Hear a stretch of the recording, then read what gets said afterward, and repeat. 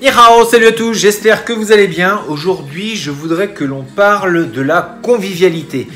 C'est une des notions qui vient à se perdre de plus en plus, je trouve, dans pas mal de domaines.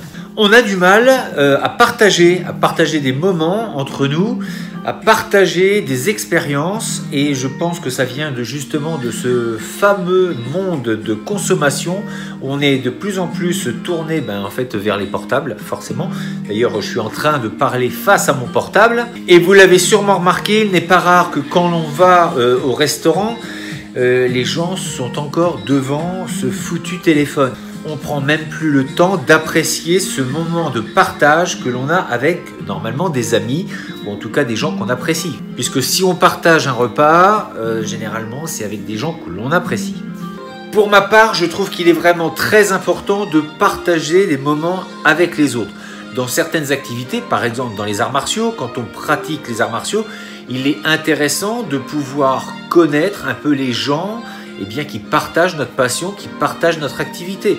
Alors c'est ce qu'on faisait à l'époque, et ça se fait toujours d'ailleurs à Bourges, où on faisait très souvent les vendredis soirs, on faisait une sortie où on allait tous ensemble boire un verre, discuter, ce qui permettait de connaître un petit peu les gens. Et puis c'est bien de se taper dessus, mais c'est encore mieux de connaître un petit peu ce qu'il y a au fond des individus.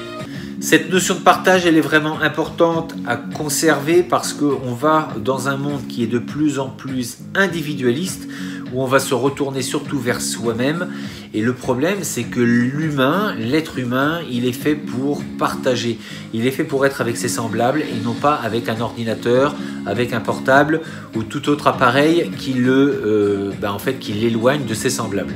C'est aussi à travers l'expérience de l'autre que l'on va pouvoir se réaliser, se grandir et de connaître un petit peu aussi qui l'on est, connaître ses faiblesses à travers le regard de l'autre, à travers un travail aussi que l'on peut échanger lors de la pratique martiale, il va nous aider à nous élever.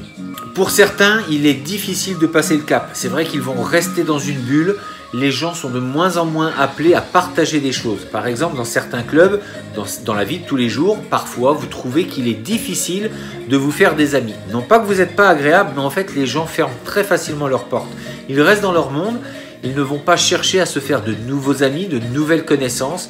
Et c'est à mon sens bien triste parce que on se ferme des opportunités, et je trouve que c'est vraiment triste parce qu'on se ferme justement des échanges qui peuvent nous changer notre vision des choses. Et entre nous, la vie serait bien triste si d'un seul coup vous vous retrouvez seul chez vous.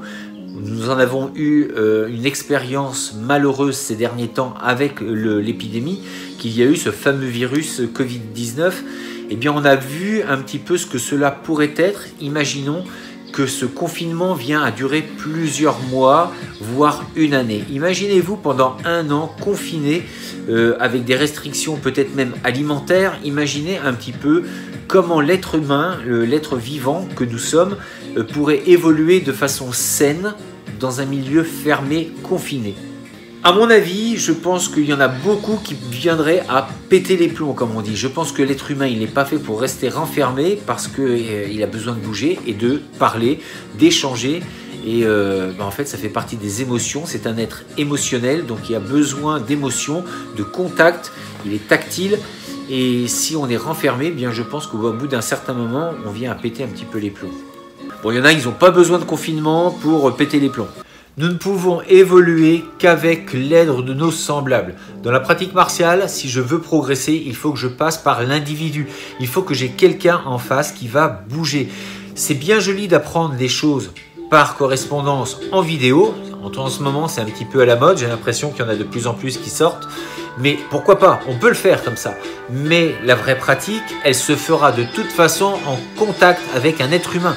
On peut s'entraîner avec des PAO, avec des sacs de frappe, avec un mannequin de bois, mais ça n'enlèvera jamais l'être humain. Il faut absolument pratiquer avec un être humain. C'est pareil pour les échanges. On peut effectivement parler avec des sites de rencontres, avec ce que vous voulez, par mail, par téléphone, mais ça ne remplacera jamais un être humain.